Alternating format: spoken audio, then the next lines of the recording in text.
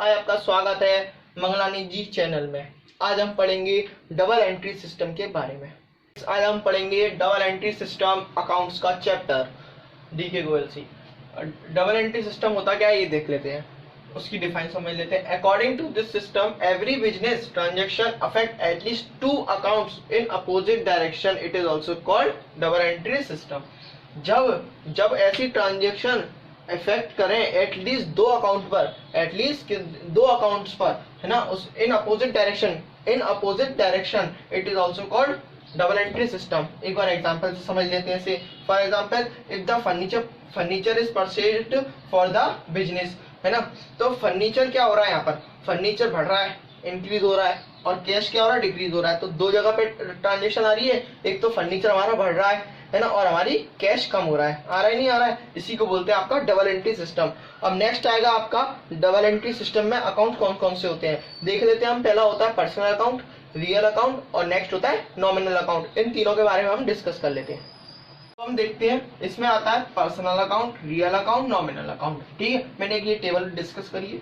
इसमें पर्सनल में भी 3 आते हैं, नेचुरल आता है, आर्टिफिशियल आता है, रिप्रेजेंटेटिव आता है। रियल में भी 2 आते हैं, टेंजिबल और इंटेंजिबल। नॉमिनल में नहीं आते। ठीक है, अब इसके बारे में हम डेफिनेशन इसकी डिस्कस कर लेते हैं, है ना।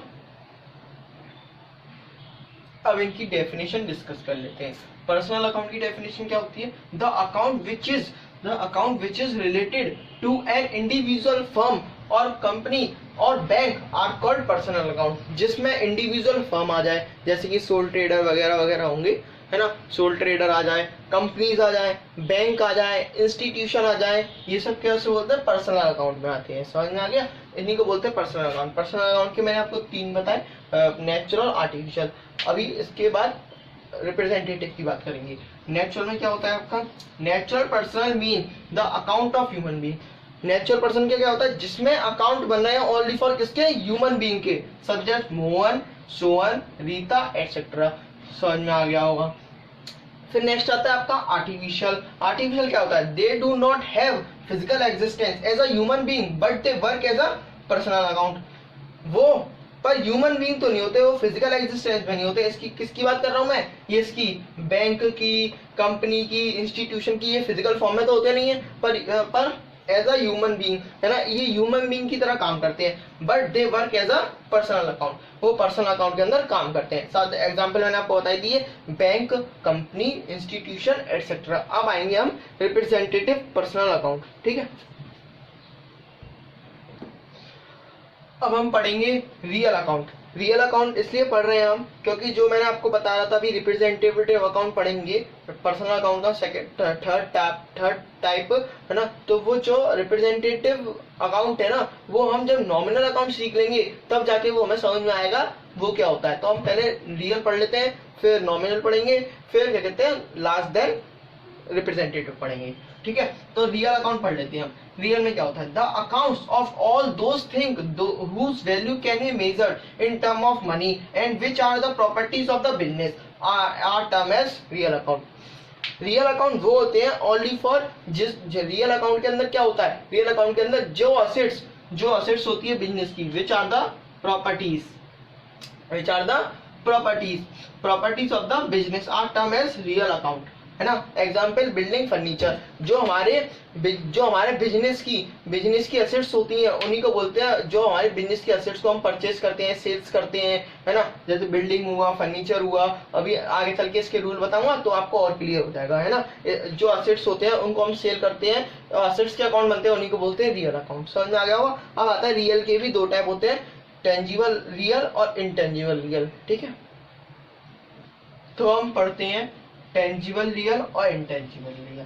Tangible real account are the accounts of those things which can be touched, felt and measured etcetera. Example, building, furniture etcetera. जिस चीज को हम टच कर सकते हैं, मेजर कर सकते हैं, फेल्ट कर सकते हैं, उसी को बोलते हैं आपका टेंजिबल रियल। यानी कि टेंजिबल असेट्स मैंने आपको पहले वीडियो में पढ़ाया ही था, आपने वीडियो देखी होगी, है ना, तो उसमें मैंने आपको पढ़ाया था, उसमें आप समझ सकते हैं एक और बार देख के। Example, building, furniture etcetera. तो जिस चीज को हम छू सकते हैं, मेजर कर सकते हैं, फील कर सकते हैं, उसी को बोलते हैं आपका टेंजिबल रियल। ठीक है, नेक्स्ट आता है आपका intangible real. Intangible real accounts are the accounts which can not be touched. ठीक है, जिस चीज को हम टच नहीं कर सकते है ना, पर उसे हम मेजर कर सकते हैं किसके टर्म में, किसकी वैल्यू में, मनी की वैल्यू में। मनी के लिए मेजर कर सकते हैं, जैसे हमने गुडविल का मतलब हमने पहली वीडियो में पढ़ा था, असेट्स में पढ़ाया था मैंने आपको, इंटेंजिबल असेट्स में गुडविल, पेटेंट एटसेट्रा, इनको हम मेजर कर सकते हैं मनी की टर्म में, है ना। इन दोनों को आप पढ़ लीजिए। अगर आपको कोई भी अगर इस वीडियो के अंदर अगर आपको डाउट आता है तो आप कमेंट बॉक्स में मेरे से डाल सकते हैं, मेरे से पूछ सकते हैं एक और बार। अब हम समझते हैं नॉमिनल अकाउंट्स क्या होता है। नॉमिनल अकाउंट्स का मतलब ये होता है these accounts include the accounts of all expenses and losses and income and gain.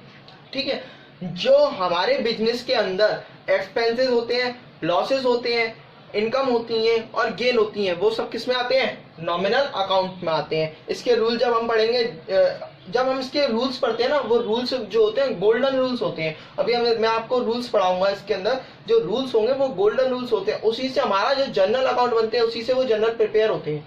समझ में आई? तो ये नॉमिनल होता है। एग्जाम्पल सैलरी पेड, हमने सैलरी पेड करी है, यानी कि सैलरी किसी को हमने दी है। कमीशन रिसीव, हमें कमीशन मिली है, हमें कमीशन मिली है। रिसीव का मतलब होता है मिलना कोई भी चीज को। ठीक है, अब हम पढ़ेंगे आपका मोस्ट इंपॉर्टेंट टॉपिक रिप्रेजेंटेटिव, जो हमने छोड़ दिया था अभी पर्सनल अकाउंट के अंदर, है ना। अब हम देख लेते हैं representative accounts. When an accounts represent a particular person or groups, it is termed as representative personal account. When any word as prefix or suffix is added to a nominal account, it is also called a representative. It become as representative. Example, outstanding salary, prepaid insurance। देखो इसमें लिखा क्या है, when any word as prefix or suffix। Prefix और suffix का मतलब होता है आगे या पीछे लगना, कोई चीज को आगे या फिर पीछे लगना। इज एडेड, किसके आगे, एडेड किसके आगे जोड़ना, nominal account. Nominal account it become as representative, उसको भी हम बोलते हैं रिप्रेजेंटेटिव। समझ लेते हैं, जैसे कि हमने कोई भी सैलरी पे नहीं करी अभी, हमने क्या कहते हैं, जैसे कि मैं क्या कहते हैं, एक मिनट मैं आपको एक एग्जांपल समझाता हूँ बहुत अच्छा। हमने सैलरी पे नहीं करी, आउटस्टैंडिंग सैलरी है। मेरे पास, मैं एक बिजनेसमैन हूँ, मेरे पास एक कोई वर्कर काम करता है, एम्प्लॉय काम करता है, मेरे को उसे सैलरी देनी है, उसका महीना हो गया है, उसने मेरे से अभी तक सैलरी नहीं मांगी, मैंने उसे अभी तक सैलरी दी नहीं है, तो मेरे ऊपर क्या है, आउटस्टैंडिंग सैलरी है। मैं आपको ये पढ़ाऊंगा आउटस्टैंडिंग का मतलब होता क्या है, ये जनरल में भी पढ़ेंगे, आगे आएगा। आउटस्टैंडिंग सैलरी का मतलब क्या होता है, जो हमारे पास, जैसे कि ये समझो बात आप, जो जैसे सैलरी है, सैलरी क्या है, नॉमिनल अकाउंट है, तो उसके आगे लग रहा है आउटस्टैंडिंग, लग रहा ही लग रहा है, तो आउटस्टैंडिंग सैलरी। इंश्योरेंस क्या है, नॉमिनल, यानी कि हमारे एक्सपेंसेस, हम इंश्योरेंस को पे करते हैं तो हमारे एक्सपेंसेस है ना, तो उसके आगे क्या लग रहा है, प्रीपेड इंश्योरेंस। प्रीपेड का मतलब हमने पहले से ही इंश्योरेंस को पे कर रखा है, उसी को बोलते हैं प्रीपेड इंश्योरेंस। आउटस्टैंडिंग मतलब हमने किसी वर्कर से काम, एम्प्लॉय से काम करा तो लिया है, पर हमने उसे सैलरी अभी तक पे नहीं करी है, तो वो हो गई आपकी आउटस्टैंडिंग। समझ में आ गया होगा। अब सबसे most important, very important topic पढ़ेंगे, golden rules of the accounts क्या होते हैं। अब हम देखते हैं गोल्डन रूल्स क्या होते हैं। पर्सनल अकाउंट के होते हैं रूल्स, रियल अकाउंट के होते हैं, नॉमिनल अकाउंट के होते हैं। हमने पहले अभी डेफिनेशन के बारे में डिस्कस किया, अब हम इनके रूल्स के बारे में डिस्कस करेंगे जो जनरल में यूजेस होते हैं। ठीक है, तो पर्सनल अकाउंट में क्या होता है, debit the receiver, credit the giver. Debit the receiver यानी कि हमने वो कोई हमसे माल रिसीव कर रहा है, जैसे कि मैंने एग्जांपल लिख रखे हैं, गुड्स सोल्ड टू राम, हमने राम को माल बेचा है, ठीक है ना, राम को माल बेचा, तो राम क्या है, डेबिट द रिसीवर, तो वो रिसीव कर रहा है, तो राम क्या हो जाएगा, डेबिट द रिसीवर। और नेक्स्ट आता है goods purchase to Shyam, credit the giver का बता रहा हूँ, गुड्स परचेज टू श्याम, तो श्याम क्या हो जाएगा, क्रेडिट द गिवर। हमने गुड्स परचेज किया है श्याम से, तो श्याम हमें क्या कर रहा है, दे रहा है कुछ, गिवर है ना, हमें क्या है, दे रहा है कुछ, तो हम श्याम से कुछ ले रहे हैं, तो दे ही तो रहा है, वो गिवर ही तो है, दे रहा है हमें, तो वो हो जाएगा क्रेडिट द गिवर। समझ में आ गया होगा आपको, debit the receiver, credit the giver. अब आता है आपका रियल अकाउंट के रूल्स क्या होते हैं। अब हम पढ़ लेते हैं रियल अकाउंट्स का। रियल अकाउंट्स क्या होता है, रियल अकाउंट्स के भी दो वो होते हैं rules, debit what comes in, credit what goes out. तो हम लगाना सीख लेते कह सकते हैं, हमने अगर मशीनरी को ही परचेस करी है, तो मशीनरी हमने परचेस करी है, तो हमने ये रियल पढ़ा था, असेट्स होती है ना, तो डेबिट व्हाट कम्स इन, तो मशीनरी हमने जब परचेज करी है तो मशीनरी क्या हो जाएगी, डेबिट व्हाट कम्स इन। तो मशीन हम परचेज कर रहे हैं, मशीन को हम खरीद रहे हैं, तो मशीन आएगी तो सही हमारे पास, तो मशीन क्या हो जाएगी, debit what comes in, debit what comes in हमारे पास आ रही है वो। फिर हमने देखा फर्नीचर सोल्ड, हम क्रेडिट व्हाट गोज आउट का रूल लगाते हैं।